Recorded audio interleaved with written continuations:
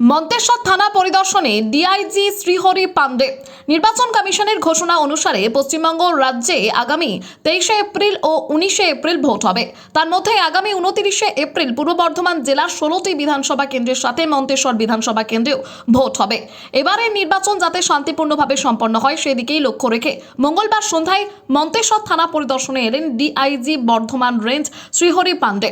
এদিন মন্তেশ্বর থানার DIG Bardhaman range Srihari পান্ডেকে স্বাগত জানান মন্তেশ্বর থানার আইসি শেখ শিহাবুদ্দিন ও পুলিশ অফিসার।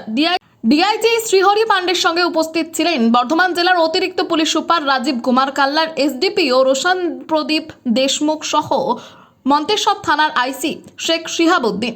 ডিআইজি জানান, ভোট প্রক্রিয়া অবাধ ও শান্তিপূর্ণভাবে রাখতে এবং ভোটের দিন ছাপ্পা বুথ দখলের মতো ঘটনা রুখতে কি ব্যবস্থা গ্রহণ করতে হবে সে বিষয়ে আলোচনা হয়েছে। ডিআইজি শ্রীহরি পান্ডে পরিদর্শনে এসে কি বললেন দেখুন বিস্তারিত। রিপোর্ট জ্যোতির্ময় মণ্ডল, পূর্ব বর্ধমান। মন্তেশ্বর বিধানসভায় প্রার্থী ঘোষণা হওয়ার সময় একটা ঘটনা ঘটেছিল। দুজনা গ্রেপ্তারও হয়েছিল। এ সম্পর্কে বাড়তি কোনো নিরাপত্তা নিয়ে ভাবনা চিন্তা করছেন? শুনুন, মানে এরকম আছে কি পুলিশের যে কাজ আছে না, হ্যাঁ, ওটা আছে শান্তি ব্যবস্থা বজায় রাখা। হ্যাঁ, ঠিক আছে, এবার কোনো জায়গায় কোনো ঝামেলা হয়েছে না হয়েছে, পুলিশের যে লিগাল পার্ট আছে, কেস করা, এফআইআর করা, কমপ্লেন উপরে কারবাই করা, ওটা চলছে।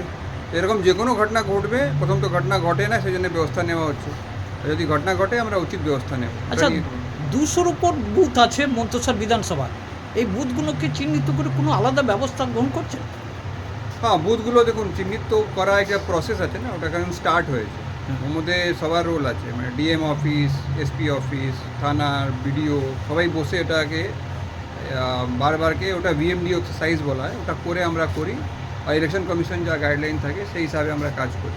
তো সেই প্রসেস চলছে, আর যেরকম ইলেকশন কমিশন গাইডলাইন হবে সেই হিসাবে আমরা কাজ করি। নিরাপত্তা কি আলাদা ব্যবস্থা গ্রহণ করবেন? হ্যাঁ, দেখুন ইলেকশন কমিশন যে আমাদেরকে অবজেক্টিভসগুলো দিয়েছেন আপনারা জানেন, খবরে এবার দেখেছেন কি আমাদের কোনো এরকম পুলিশ ব্যবস্থা রাখতে হবে যেখানে কোনো ভায়োলেন্স না হয়, কোনো ইন্টিমিডেশন না হয়, কোনো ইনডিউসমেন্ট না হয়, বা আপনারা কোনো ছাপা ভোটিং না হয় ভোটের দিনে, কোনো বুথ জাম না হয় বা সোর্স জ্যামিং না হয়। ওইসব নিয়ে অফিসারদেরকে ব্রিফ করা হলো। অফিসার আগে থেকে এগুলো জানেন, ঠিক আছে, ওনার সিনিয়ররা ওনাকে ব্রিফ করেছেন, আমরা আবার করলাম, ওদেরকে ওনারা ভালো করে প্রস্তুত থাকবেন।